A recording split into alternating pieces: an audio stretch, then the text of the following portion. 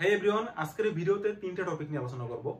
প্রথমটা হচ্ছে একজন মহিলাকে প্রেগনেন্ট হতে হলে তার পার্টনারের সাথে মিনিমাম কতবার সহবাস করা জরুরি। দ্বিতীয়টা হচ্ছে যেসব মহিলারা প্রেগনেন্ট হতে চান আপনাদের জন্য আপনাদের মাসিকের যে সার্কেল, পিরিয়ডের সার্কেলের কোন কোন দিনগুলোতে সহবাস করলে আপনাদের প্রেগনেন্ট হওয়ার চান্স বেশি থাকবে এবং কোন দিনটা 100% থাকবে। আর 3 নম্বরে যেসব মহিলারা প্রেগনেন্সি চান না আপনারা আপনাদের পিরিয়ডের সার্কেলের কোন কোন দিনগুলোতে প্রোটেকশন ইউজ করবেন যাতে আপনি প্রেগনেন্ট না হন, অর্থাৎ আপনাদের জন্য কোন কোন দিনগুলো সেফ সেক্স সেগুলো বলে দিব। তো সবার প্রথমে যেটা জানতে হবে সেটা হচ্ছে প্রত্যেক মহিলার পিরিয়ডের সার্কেল। প্রত্যেকটা মহিলার পিরিয়ডের সার্কেল আলাদা আলাদা হয়, কারো 28 দিনে, কারো 29 দিনে, কারো 26 দিনে, কারো 32 দিনে, কারো 30 দিনে। তো এখন সার্কেল কিভাবে বের করবেন সেটাও বোঝাচ্ছি, কিন্তু তার আগে আমি এখানে 30 দিনের একটা পিরিয়ডের সাইকেল নিয়েছি, যেটা হচ্ছে সবার বোঝার জন্য যাতে সুবিধা হয়। কারণ 30 দিনের সাইকেল দিয়ে যদি আপনি বোঝেন তাহলে হচ্ছে আপনি 28 দিনেরটাও বের করতে পারবেন, 32 দিনেরটাও বের করতে পারবেন। এখন আপনার নিজের পিরিয়ডের সার্কেল বোঝার জন্য আপনি ক্যালেন্ডারে দ্বারস্থ হবেন না, আপনাকে একটা পেপারে লিখতে হবে। এরকম আপনি একটা মাসের পুরো তারিখটা লিখবেন। ধরুন আপনার পিরিয়ড শুরু হচ্ছে এই 5 তারিখে, 5 তারিখ দুপুরে হোক, 5 তারিখ রাতে হোক, 5 তারিখ রাত 11টায় হোক, আপনার ঘুমানোর আগে হোক, হবে কিন্তু 5 তারিখ থেকেই শুরু হবে। সেটা এই দিনটা 5 তারিখটা কাউন্ট হবে। তো 5 তারিখে আপনার পিরিয়ড শুরু হয়েছে, তো 5 তারিখ থেকে 30 দিন হিসাব করেন কয় তারিখ আসে। তো 5 তারিখ হচ্ছে 1, 2, 3, আমি লিখি বাংলায় লিখি 4, 5। অনেকে মনে করতে পারে যে এটা তো আগামী মাসের 5 তারিখে হবে, লেখার কি দরকার আছে? তো দরকার আছে, যেটা আমি আপনাদেরকে দেখাচ্ছি। 13, 14, 15, 16, 17, 18, 19, 20, 21, 22, 23, 24, 25, 26, 27, 28, 29, 30। আপনার 5 তারিখে পিরিয়ড শুরু হয়েছে, 5 তারিখ থেকে 30 দিনের সার্কেল যদি হয় তাহলে আপনার নেক্সট পিরিয়ড হবে হচ্ছে আপনার 3 তারিখে। এখন এইখানে অনেক মহিলারা কি করে, বেশিরভাগ মহিলারাই ক্যালেন্ডার দেখে। তারা ক্যালেন্ডারে দেখে যে এই মাসের 5 তারিখ হয়েছে, আগামী মাসের 5 তারিখ হবে বা আমার 2 দিন আগে হবে, হয়তো আমার 28 দিনে পিরিয়ডের সার্কেল, এই জন্য 3 তারিখ হবে, কিন্তু আপনার 30 দিনেই 3 তারিখ পড়তেছে। তো এই জন্য ক্যালেন্ডারে আপনি এক্সাক্ট হিসাবটা বের করতে পারবেন না, কারণ ক্যালেন্ডারের মধ্যে দেখেন এখানে 31 তারিখ আছে, কোনো মাসে 31 তারিখ, কোনো মাসে 29 তারিখ, কোনো মাসে 30 তারিখ। তো যার কারণে আপনার একদিন আগে পিছে এমনিতেই হবে, আপনার যদি রেগুলার 30 তারিখের সার্কেল থাকে। তো এই জন্য আপনাকে এরকম একটা কাগজ নিতে হবে, সেখানে লিখতে হবে, লিখবেন, তাহলে আপনি বুঝতে পারবেন যে আপনার এক্সাক্ট কত দিনের পিরিয়ডের সার্কেল। যদি আপনার এখানে 28 দিনের পিরিয়ডের সার্কেল হতো তাহলে হতো এই 1 তারিখে। এখন আপনার 30 দিনের পিরিয়ডের সার্কেল হয়েছে 3 তারিখে। 1 মাস দিয়ে 2 মাস দিয়ে পিরিয়ড বের করতে পারবেন না, মিনিমাম 3টা তারিখ জানা লাগবে আপনার, যে আপনার গত 2 মাসের কয় তারিখ ছিল, এই মাসের কয় তারিখ। 3টা তারিখ জানলে তারপরে আপনি পিরিয়ডের সার্কেলটা বের করতে পারবেন। আর পিরিয়ড আপনার 2-4 দিন আগে হতে পারে, সার্কেলের 30 দিনের পিরিয়ডের জায়গায় আপনার 2 দিন আগে হতে পারে, 2 দিন পরে হতে পারে, 5 দিন আগে 5 দিন পরে হতে পারে। এগুলো হচ্ছে নরমাল। তো এখন একটা জিনিস বুঝতে হবে যে প্রেগন্যান্ট কিভাবে হয়। প্রত্যেকটা মহিলা তার শরীর থেকে প্রতি মাসে একটা ডিম্বাণু বের হয়, এবং সেই ডিম্বাণুতে পুরুষের যে শুক্রাণু, অর্থাৎ সহবাস করার পরে পুরুষের শরীর থেকে যে শুক্রাণুটা বের হয় বীর্যের সাথে, সেই শুক্রাণু গিয়ে সেই ডিম্বাণুতে প্রবেশ করে। মহিলার শরীর থেকে একটাই ডিম্বাণু আসে, প্রত্যেক মাসে একটা ডিম্বাণু আসবে তার পিরিয়ডের পরে। আর পুরুষের শরীর থেকে শুক্রাণু যাবে। এখন পুরুষের শরীর থেকে শুক্রাণু বীর্য যে কোনো সময় যেতে পারে, যে কোনো দিন যতবার আপনি সহবাস করবেন ততবার আপনার শরীর থেকে, পুরুষের শরীর থেকে আপনার শরীরে বীর্য আসবে, সেই সাথে শুক্রাণু আসবে। কিন্তু আপনার শরীর থেকে, একজন মহিলার পার্সপেক্টিভ থেকে বলতেছি, আপনার মহিলার শরীর থেকে একটা ডিম্বাণু বের হবে আপনার পিরিয়ডের পরে। এখন কবে সেই ডিম্বাণুতে বের হবে সেটা বুঝতে হলে আপনার এইখানে হচ্ছে 3 তারিখে আপনার নেক্সট পিরিয়ডের দিন, তাই না? এই 3 তারিখ থেকে এর ঠিক 14 দিন আগে আপনার ডিম্বাণু বের হবে। আগে বলছি আপনার পিরিয়ডের সাইকেল জানতে হবে, মিনিমাম 3টা তারিখ জানতে হবে। আপনার মিনিমাম 3 মাসের যে তারিখটা সেটা জানতে হবে, যে 3 মাসে কোন কোন সময় আমার পিরিয়ড হয়েছে, তাহলে আপনি পিরিয়ডের সার্কেলটা জানতে পারবেন। এবং 3 মাসেরটা যদি জানতে পারেন এবং পিরিয়ডের সার্কেল বের করতে পারেন, তখন তো আপনি সহজেই বুঝতে পারবেন যে আপনার 28 দিনে হচ্ছে না 26 দিনে হচ্ছে না 30 দিনে হচ্ছে, এবং সেই অনুযায়ী আপনি নেক্সট মান্থে আপনার কবে পিরিয়ড হবে সেটাও বের করে নেবেন। এবং সেই নেক্সট মান্থের পিরিয়ড থেকে আপনাকে 14 দিন বাদ দিতে হবে। এক্সাক্ট 14 দিন বাদ দিলে আপনার ডিম্বাণু বের হবে সেই দিন। এখন 30 দিনের সার্কেলে ধরুন আপনার 3 তারিখে নেক্সট পিরিয়ড হবে, তো আপনি এই 3 তারিখ থেকে 14 দিন বাদ দেন। 2 3 4 5 6 7 8 9 10 11 12 13 14 মাইনাস 14 তে আসে 21 তারিখে, ডিম্বাণু বের হবে 21 তারিখে। ঠিক আছে, এখন এই দিক থেকে গুনলে অতটা সহজ না। দেখেন এই দিক থেকে গুনলে 1 2 3 4 থেকে এখান থেকে কত পড়তেছে 17 দিনে। এখন তাহলে কি আপনার শুধুমাত্র 21 তারিখে সহবাস করলেই আপনি প্রেগন্যান্ট হবেন এমনটা না? এমনটা না।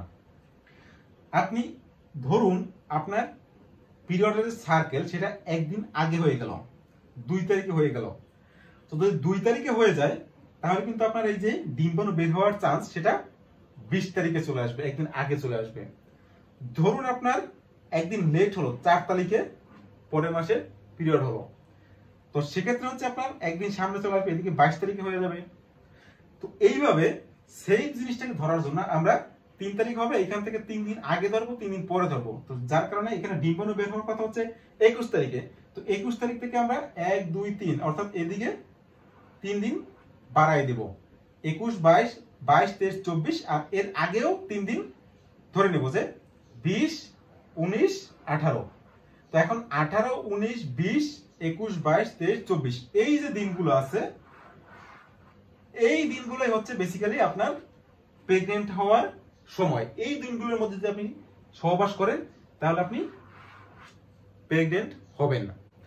অনেকে কি মনে করে যে 5 তারিখে পিরিয়ড হয়েছে, তো 5 তারিখে জরায়ু খুলে গেছে, এখন জরায়ুর মুখ খোলা আছে, এখন যদি সহবাস করি তাহলেই বাচ্চা হবে। এবং এই কাজটা বেশি করে কারা, যাদের বাচ্চা হয় না, যারা ডেসপারেট হয়ে গেছে বাচ্চার জন্য, তারা দেখা যায় এইসব বিভিন্ন ধরনের আজগুবি যে কাহিনীগুলো আছে এগুলো করে, যে 5 তারিখে পিরিয়ড শুরু হয়েছে, যেদিন পিরিয়ড শুরু হয়েছে সেই দিন থেকে তারা সহবাস করা শুরু করে, এরকম 5-6 মাস করে, তারপরে দেখা যায় কাজ হয় না, তখন সেখান থেকেও বিরক্ত হয়ে আসে, সব জায়গা থেকে তাদের একটা বিরক্তি ভাব চলে আসে। তারপরে তারা অন্যান্য অনেক আজগুবি কাজ করে, যে অনেক পজিশন গ্রহণ করে, যে এইসব পজিশনে করলে আপনার বাচ্চা কনসেপ্ট হওয়ার চান্স বেশি।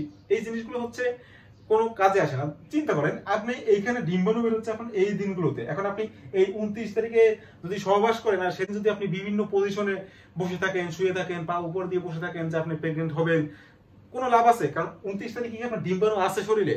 নাই। আপনার ডিম্বাণু যে শরীরে থাকার চান্স সেটা হচ্ছে আপনার ডিম্বাণু শরীরে থাকে ম্যাক্সিমাম 24 ঘন্টা। তো সেই 24 ঘন্টাকে আমরা আরো অতিরিক্ত সেভ করার জন্য আমরা এই দিনগুলোকে কিন্তু সামনে বেছে নিছি, যে আপনার 21 তারিখও বের হতে পারে, 21 তারিখ বের হলে 22 তারিখ পর্যন্ত থাকবে 24 ঘন্টা, 22 তারিখ বের হলে 23 তারিখ পর্যন্ত থাকবে, 23 তারিখ বের হলে 24 তারিখ পর্যন্ত থাকবে, আর এই থেকে 18 তারিখ বের হলে 19 তারিখ পর্যন্ত থাকবে।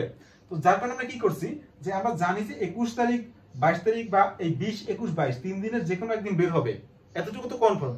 তারপরে আমরা এর সাথে আগামী 2 দিন এবং পেছনের 2 দিন নিয়ে নিছি, যে ডিম্বাণু একটাই বের হবে, মাত্র 24 ঘন্টা তার স্থায়িত্ব কম। সুতরাং এই যে দিনগুলো আছে এই দিনগুলোর মধ্যে যদি আমি প্রেগনেন্ট হতে চাই তাহলে আমাকে এই দিনগুলোর মধ্যে সহবাস করতে হবে। আদারওয়াইজ অন্য কোনো দিন আপনি যত ওষুধ খান, যত কিছু করেন, কাজ হবে না, কারণ আপনার শরীরে তখন ডিম্বাণুই থাকবে না। এখন যারা মনে করে যে 5 তারিখে পিরিয়ড হয়েছে 6 তারিখে ডিম্বাণু বের হয়ে যাবে, এটা সম্পূর্ণ ভুল ধারণা। আপনার ডিম্বাণু কখনোই ম্যাচিউর না হয়ে ডিম্বাণু বাইরে আসবে না। তো ডিম্বাণু ম্যাচিউর হয়ে বাইরে আসতে টাইম লাগে, 10 12 15 দিন টাইম লাগে। তো এখন যারা প্রেগনেন্ট হতে চান তারা কি এই দিনগুলোতে রেগুলার করবেন? রেগুলার করা লাগবে এমনটা কথা নেই। আপনি 18 তারিখ করতে পারেন, 19 তারিখ গ্যাপ দিতে পারেন, 20 তারিখ করতে পারেন, 21 তারিখ গ্যাপ দিতে পারেন, 22 তারিখ করতে পারেন, 23 তারিখ গ্যাপ দিতে পারেন, 24 তারিখ করতে পারেন, অর্থাৎ 24 22 20 18। তো মিনিমাম যদি আপনি 4 বার সহবাস করেন আপনার পার্টনারের সাথে এই যে দিনগুলো আছে এই দিনগুলোতে, তাহলে আপনার প্রেগনেন্ট হওয়ার চান্স সবচেয়ে বেশি। এবং এই দিনগুলোতে হচ্ছে 100% বলা যায়, এই যে 21 22 20 21 22 এই 3 দিনগুলো বলা যায় 100%। আপনি যদি আপনার পিরিয়ডের সার্কেলটা বের করতে পারেন তাহলে আপনার জন্য 100%। আমি একদিন বাদে একদিন কেন বললাম? এখানে হচ্ছে আমাদের যে পুরুষের স্পামটা হচ্ছে কারো 1 ঘন্টা জীবিত থাকে, কারো 1 দিন, কারো 2 দিন, কারো 5 দিন পর্যন্ত জীবিত থাকতে পারে। অর্থাৎ যে পুরুষের স্পাম যত বেশি শক্তিশালী তার স্পাম তত বেশি দিন জীবিত থাকে। এক্ষেত্রে 5 দিন পর্যন্ত জীবিত থাকতে পারে, 1 ঘন্টা থেকে 5 দিন।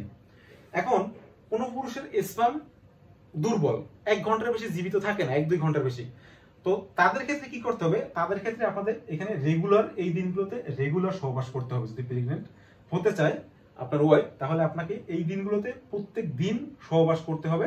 যেহেতু আপনার স্পামের স্থায়িত্বকাল কম, সেই জন্য আপনি এই দিনগুলোতে রেগুলার করবেন।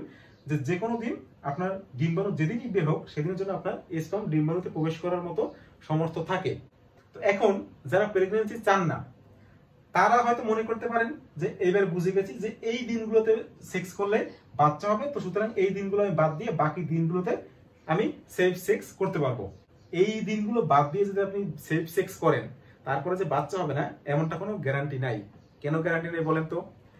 ধরুন আপনি আপনার পার্টনারের সাথে আপনি হিসাব করে বের করলেন এবং দেখলেন যে আপনি এইভাবে 4 আর 3 7 দিন বাদ দিয়ে রাখলেন যে এই দিনগুলো হচ্ছে আপনার ডিম্বাণু বের হতে পারে। এই জন্য আপনার বয়ফ্রেন্ডের সাথে আপনি পার্টনারের সাথে 17 তারিখে উইদাউট প্রোটেকশন আপনি 17 তারিখে বা 16 তারিখে সহবাস করছেন। এখন আপনার যে পার্টনার, তার যে স্পাম, তার যে শুক্রাণু, সেটা অনেক বেশি শক্তিশালী। তার শুক্রাণু 5 দিন পর্যন্ত জীবিত থাকে। এখন আপনি 17 তারিখে সেক্স করছেন, তো দেখেন 1 2 3 4 5, সেই 21 তারিখে এসেই পড়ছে। 21 তারিখ পর্যন্ত তো আপনার পার্টনারের স্পাম জীবিত আছে, আর হয়তো আপনার ডিম্বাণু বের হয়ে যাবে 20-21 তারিখে, তখন কিন্তু আপনি এমনিতেই প্রেগনেন্ট হয়ে যাবেন। তো এই জন্য যাদের পার্টনারের স্পাম অনেক বেশি শক্তিশালী, তাদের জন্য সেফ সেক্সের দিনগুলা কমে আসে বেসিক্যালি। সত্যি কথা হচ্ছে এটা। তবে আপনি এদিক থেকে বাদ দিয়ে দিলেন, এদিক থেকে যদি আরো কয়েকটা দিন বাদ দিয়ে দেন, যে এদিক থেকে আপনি আরো 3 দিন বাদ দিয়ে এই যে দিনগুলো আছে, এই দিনগুলোতে আপনি সেফ সেক্স করতে পারবেন। এটা মহিলার ব্লিডিং হবে মিনিমাম 3 দিন, 4 দিন ধরলেন আপনি, 4 দিন পর্যন্ত বাদ দিলেন। এই যে দিনগুলো আছে, যে 5 নম্বর 6 নম্বর 9 10 11 12 13 14 বা 13 তারিখ পর্যন্ত, এই দিনগুলোতে 1 2 3 4 5 6, আর এই দিক থেকে হচ্ছে 24 তারিখ পর্যন্ত আপনি 25 তারিখও বাদ দিয়ে দিলেন, রিস্ক রাখলেন না। তো এদিক থেকে হচ্ছে 7 8 9 10 11 12 13, এই যে তারিখ 13 দিন 13 14 দিন, এই 13 14 দিন হচ্ছে আপনার জন্য সেফ সেক্স। এই 13 14 দিন আপনি উইদাউট প্রোটেকশন আপনার যে সহবাস সেটা করতে পারবেন। তো আশা করি আপনাদেরকে বোঝাতে পারছি যে কোন কোন দিনগুলোতে সহবাস করলে আপনি প্রেগনেন্ট হবেন, আর কোন কোন দিনগুলো হচ্ছে আপনাদের জন্য সেফ সেক্স যারা প্রেগন্যান্সি চান না। আর প্রেগনেন্ট হওয়ার জন্য কতবার সেক্স করা জরুরি? এই যে আমি বললাম মিনিমাম 4 বার। যাদের স্পাম কাউন্ট শক্তিশালী তারা একবার করলে হবে। কেউ যদি একবার 17 তারিখে করে, তার স্ত্রী ডিম্বাণু যদি 20 তারিখে 21 তারিখে বের হয়, তাহলে সে প্রেগনেন্ট হয়ে যাবে। তো এই জন্য হচ্ছে যাদের স্পাম দুর্বল এবং যারা ডেসপারেটলি বাচ্চা চান, তারা কি করবেন? আপনার এই যে যে সম্ভাব্য যে দিনগুলো আছে, এই দিনগুলোতে রেগুলার করবেন, অর্থাৎ 7 দিন রেগুলার করবেন। আশা করি বোঝাতে পারছি। না পারলে সেটা আমার ব্যর্থতা, নিচে কমেন্ট করে অবশ্যই জানাবেন। এখানে 30 দিনের পিরিয়ডের সার্কেল দিয়ে বোঝাইছি আমি। চাইলে 28 দিন, কেউ যদি মনে করেন যে আপনার পিরিয়ডের সার্কেল বা আপনার পিরিয়ডের সার্কেল বের করতে পারতেছেন না, তাও নিচে কমেন্ট করে জানাবেন। তবে মিনিমাম 3টা ডেট আপনাকে বলতে হবে, আপনার বিগত 2 মাসের এবং এই মাসের, এই 3টা ডেট জানলে আপনার পিরিয়ডের সার্কেল আমি বের করে দিতে পারবো। আর এই যে ভুল ধারণাগুলো আছে যে সহবাস করার পরে যদি আপনি পা উপরে তুলে রাখেন তাহলে আপনার স্পাম একদম ভেতরে যায়, এইসব ভুল। স্পাম ভেতরে, এইসব দিনগুলো যদি স্পাম ভেতরে যায় তাহলে গিয়ে লাভ কি? যেখানে আপনার ডিম্বাণুই নাই শরীরে, সেখানে স্পাম ভেতরে গিয়ে কোনো লাভ নেই। আর ডিম্বাণু ম্যাচিউর না হলে ডিম্বাণু বের হয় না। তো আজকের ভিডিও এই পর্যন্তই। দেখা হবে নেক্সট কোনো ভিডিওতে, হেলথ টক উইথ শুভ এই সিরিজের। সে পর্যন্ত সবাই ভালো থাকবেন, সুস্থ থাকবেন। Thank you.